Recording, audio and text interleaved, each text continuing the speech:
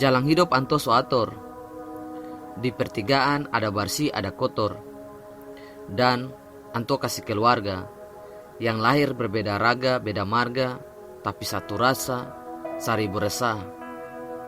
Keluarga yang datang dari jalanan, yang berkorban untuk kemanusiaan, yang menyanyi percoba melawan, yang angkat sampah per masa depan, yang jaga tanah, jaga budaya dan segala yang bisa dilakukan. Keluarga yang muncul dari botol-botol sopi di jalan, yang lahir dari bungkus rokok di tempat kerja.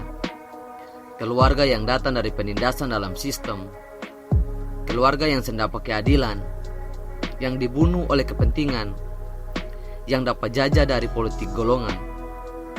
Keluarga yang makan kurang-kurang demi berkarya siang malam. Keluarga yang dijatuhkan demi nama, uang, dan jabatan. Keluarga yang lahir dari kemiskinan pendidikan, kesehatan, dan moral. Hantua kasih ale pun tamang, supaya ale yang sendiri. Saat luka bisa senang, saat jatuh bisa belajar berdiri.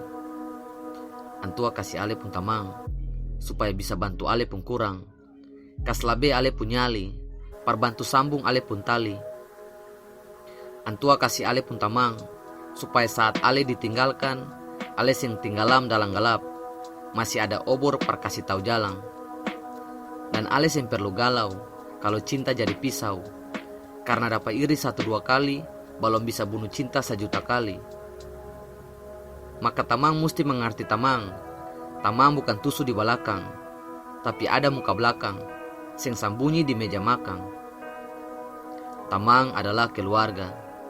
Ale bisa dapat di mana saja, dengan kejadian yang ale anggap kebetulan, mar semua sudah diatur oleh sang kehidupan.